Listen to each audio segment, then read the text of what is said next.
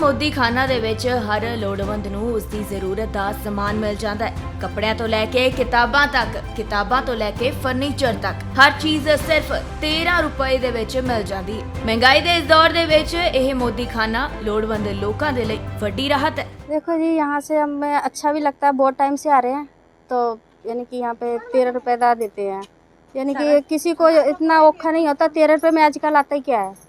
13 रुपए में बहुत कुछ मिल जाता है। यहाँ पे शेरवानी हो गई, कोटी हो गई, बर्तन हो गए, यानी कि कोई जो भी यानी कि कोई गरीब भी आता है उनकी भी बहुत हेल्प करते हैं। तो राशन वगैरह भी कई बार इनको गरीबों को दे देते हैं ये लोग। कंबल बूट भी दे देते हैं, तो किताबें हैं, बुक से हैं, यानी यहाँ पे हर एक चीज़ मिलती है। डिनर से 2020 ਦੇ ਵਿੱਚ ਛੋਟੀ ਜਿਹੀ ਦੁਕਾਨ ਤੋਂ ਸ਼ੁਰੂ ਹੋਇਆ ਮੋਦੀ ਖਾਨਾ ਅੱਜ ਵੱਡੇ ਹਾਲ ਦੇ ਵਿੱਚ ਤਬਦੀਲ ਹੋ ਗਿਆ। ਪਹਿਲਾਂ ਇੱਥੇ ਹਰ ਚੀਜ਼ ਮੁਫਤ ਮਿਲਦੀ ਸੀ, ਪਰ ਹੁਣ ਹਰ ਚੀਜ਼ ਦੇ 13 ਰੁਪਏ ਵਸੂਲੇ ਜਾਂਦੇ ਨੇ ਤਾਂ ਕਿ ਕੋਈ ਇਹਨਾਂ ਚੀਜ਼ਾਂ ਨੂੰ ਮੁਫਤ ਦੇ ਵਿੱਚ ਲਿਜਾ ਕੇ ਬਰਬਾਦ ਨਾ करे। इसकी शुरुआत होने का मुख्य कारण था कि पहले मेरी जो किर्त थी वो दूध का काम करने का। मैं शहर की वक्फ स्लम बस्तियों में जाता था, वहाँ पर जाकर देखता था कि बहुत ऐसे परिवार हैं जिनको ऐसी छोटी छोटी ज़रूरतें हैं जिनके ओढ़ने के लिए उनके पास कपड़ा नहीं है। सर्दी में उनके पास लेने के लिए कोई ढंग सा कोई सर्दी का कपड़ा नहीं है। उनके घर में कोई बर्तन नहीं है, उनके घर में कोई गर्मी में कोई फ़ैन नहीं है। हमने उसको लेकर ये परिवार में रह कर के शुरू किया और गुरु गोबिंद सिंह स्टडी सर्कल जो संस्था उनसे बात की और उन्होंने कहा कि हमें ज़रूर गुरु नानक साहब जी के फ़लसफ़े को आगे बढ़ाना चाहिए और रल मिल के बाँट के छकने का जो काम हमें करना चाहिए। उन्होंने ये मुख्य सेवा मेरे को सौंपी यहाँ के फरीदकोट डिस्ट्रिक्ट की। ਲੋਕਾਂ ਦੇ ਸਹਿਯੋਗ ਦੇ ਨਾਲ ਚੱਲ ਰਿਹਾ ਮੋਦੀ ਖਾਨਾ ਇੱਕ ਚੰਗਾ ਉਪਰਾਲਾ ਹੈ, ਜਿਸ ਦੇ ਨਾਲ ਲੋਕਾਂ ਨੂੰ ਇੱਕ ਦੂਜੇ ਦੀ ਮਦਦ ਕਰਨ ਦਾ ਮੌਕਾ ਵੀ ਮਿਲ ਰਿਹਾ ਤੇ ਲੋੜਵੰਦਾਂ ਦੀ ਜ਼ਰੂਰਤਾਂ ਵੀ ਪੂਰੀਆਂ ਹੋ ਰਹੀਆਂ ਨੇ।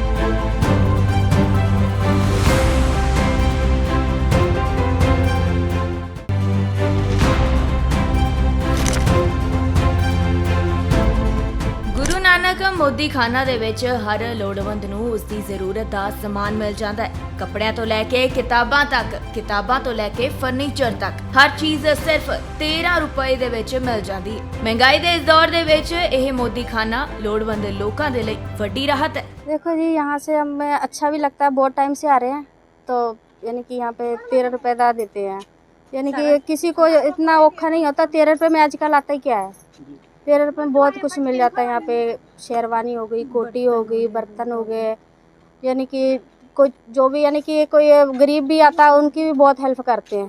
तो राशन वगैरह भी कई बार इनको गरीबों को दे देते हैं ये लोग। कंबल बूट भी दे देते हैं, तो किताबें हैं, बुक से हैं, यानी यहाँ पे हर एक चीज़ मिलती है। डिनर से 2020 ਦੇ ਵਿੱਚ ਛੋਟੀ ਜਿਹੀ ਦੁਕਾਨ ਤੋਂ ਸ਼ੁਰੂ ਹੋਇਆ ਮੋਦੀ ਖਾਨਾ ਅੱਜ ਵੱਡੇ ਹਾਲ ਦੇ ਵਿੱਚ ਤਬਦੀਲ ਹੋ ਗਿਆ। ਪਹਿਲਾਂ ਇੱਥੇ ਹਰ ਚੀਜ਼ ਮੁਫਤ ਮਿਲਦੀ ਸੀ, ਪਰ ਹੁਣ ਹਰ ਚੀਜ਼ ਦੇ 13 ਰੁਪਏ ਵਸੂਲੇ ਜਾਂਦੇ ਨੇ ਤਾਂ ਕਿ ਕੋਈ ਇਹਨਾਂ ਚੀਜ਼ਾਂ ਨੂੰ ਮੁਫਤ ਦੇ ਵਿੱਚ ਲਿਜਾ ਕੇ ਬਰਬਾਦ ਨਾ करे। इसकी शुरुआत होने का मुख्य कारण था कि पहले मेरी जो किर्त थी वो दूध का काम करने का। मैं शहर की वक्फ स्लम बस्तियों में जाता था, वहाँ पर जाकर देखता था कि बहुत ऐसे परिवार हैं जिनको ऐसी छोटी छोटी ज़रूरतें हैं जिनके ओढ़ने के लिए उनके पास कपड़ा नहीं है। सर्दी में उनके पास लेने के लिए कोई ढंग सा कोई सर्दी का कपड़ा नहीं है। उनके घर में कोई बर्तन नहीं है, उनके घर में कोई गर्मी में कोई फ़ैन नहीं है। हमने उसको लेकर ये परिवार में रह कर के शुरू किया और गुरु गोबिंद सिंह स्टडी सर्कल जो संस्था उनसे बात की और उन्होंने कहा कि हमें ज़रूर गुरु नानक साहब जी के फ़लसफ़े को आगे बढ़ाना चाहिए और रल मिल के बाँट के छकने का जो काम हमें करना चाहिए। उन्होंने ये मुख्य सेवा मेरे को सौंपी यहाँ के फरीदकोट डिस्ट्रिक्ट की। ਲੋਕਾਂ ਦੇ ਸਹਿਯੋਗ ਦੇ ਨਾਲ ਚੱਲ ਰਿਹਾ ਮੋਦੀ ਖਾਨਾ ਇੱਕ ਚੰਗਾ ਉਪਰਾਲਾ ਹੈ, ਜਿਸ ਦੇ ਨਾਲ ਲੋਕਾਂ ਨੂੰ ਇੱਕ ਦੂਜੇ ਦੀ ਮਦਦ ਕਰਨ ਦਾ ਮੌਕਾ ਵੀ ਮਿਲ ਰਿਹਾ ਤੇ ਲੋੜਵੰਦਾਂ ਦੀ ਜ਼ਰੂਰਤਾਂ ਵੀ ਪੂਰੀਆਂ ਹੋ ਰਹੀਆਂ ਨੇ।